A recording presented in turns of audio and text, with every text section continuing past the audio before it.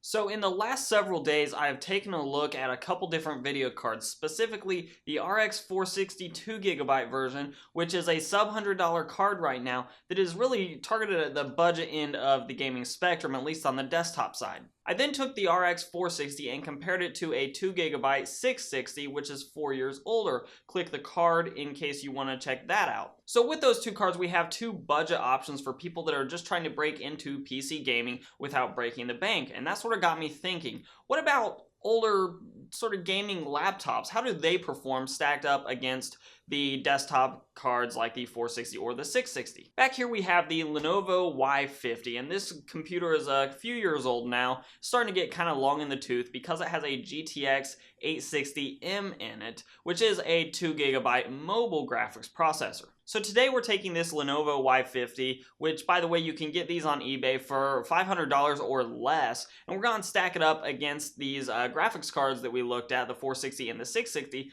and see just how well it does. Keep in mind, as a laptop, this is a full solution. You can always add a mouse, keyboard, all those things later, and I really guess you probably should be adding a mouse, for gaming. But aside from any other peripherals you want to add, it should come out of the box ready to go. Couple things to point out with this laptop: it is fairly thin considering it is a gaming laptop. It keeps noise levels actually fairly solid and under control. However, its speakers aren't great, its keyboard is kind of blah, but it does have some redeeming qualities. It has a 1080p screen, which is adequate, although the viewing angles aren't that great. It does run up to 60 Hertz, so that's pretty standard and run-of-the-mill. And it does have backlit keys, which would make gaming in a darker environment, a darker room, actually very enjoyable. So let's go ahead and hop into those benchmarks and see just how well this laptop does. So before we hop straight into those benchmarks, I do want to point out the differences between these systems. Because we are working with a laptop, it's absolutely impossible for me to have all the tests set up exactly the same. So on the Tower PC side, we have an AMD FX 8350 running at 4.5 gigahertz on each core. We have 8 gigabytes of DDR3 RAM running at 2133 megahertz, and we have the respective graphics cards that were tested, both the RX 460 2GB version and the EVGA GTX 660, also 2 gigabytes. On the laptop side of things, we have an Intel i7-4700HQ, all 4 cores running at 2.4 gigahertz. Again, that is a hyper-threaded processor, so 8 logical cores. We have 8 gigabytes of DDR3 running at 1600 megahertz, and we have an NVIDIA GTX 860M 2 gigabyte graphics card.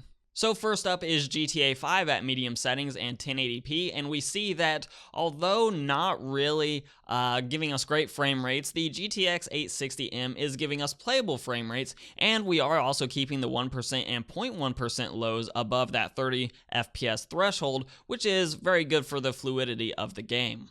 Moving over to Overwatch at 1080p and medium settings again, we see respectable average frame rates, and again keeping those 1% and 0.1% lows above that 30 FPS mark. However, that is clearly where this graphics card is lagging behind its desktop counterparts.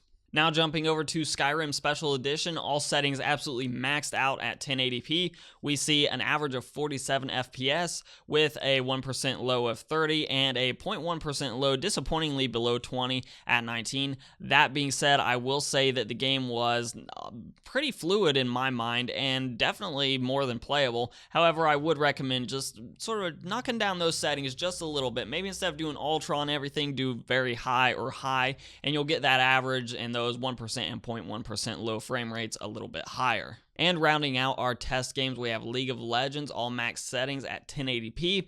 We have an average frame rate of 92, which is well above the 60 Hertz of the panel that it's running. A 1% low of 61, which does keep it above that 60 FPS mark, and 0.1% lows at 46 FPS. And for a game like League of Legends, I fully recommend just go ahead and maxing out those settings, especially because that 1% low is above the refresh rate of the monitor.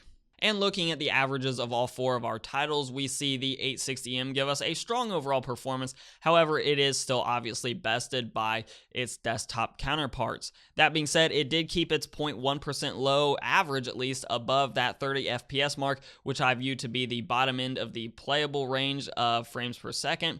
So overall, I would call this a very respectable showing from a mobile chip in the 860M. So for a full solution in the neighborhood of console pricing, this laptop actually does offer quite a bit of benefits. You can still run modern AAA games at reasonable settings. GTA there was ran at medium settings, so you're looking probably any more at medium and low to medium settings, somewhere in between, but well enough. And considering that it is only going to cost you probably at the high end $500, and on the lower end maybe you'll get lucky and get one for $350 or $400.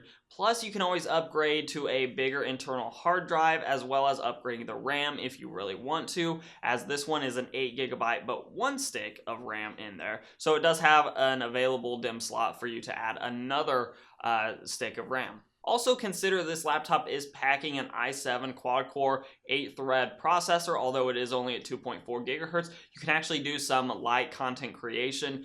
For example, I've edited several videos on this laptop before when I'm either on the go and away from my main Ryzen system right now that I'm going to be using to edit this video on. So it is something you can do some light content creation on the side. So let me know in the comments down below, would you rather build a $500 gaming PC, which would outperform this laptop admittedly, especially if you get some sort of used parts in there and get some deals, or would you rather spend the $500 on a slightly older gaming laptop, but something that you could take with you wherever you go and then have all of your games, including things like League of Legends, Overwatch, GTA 5, all right with you and able to play as soon as you just pull out something like a wireless mouse? Let me know. Comments down below. As always, if you like this video, give me a like, share, subscribe, all those things down below.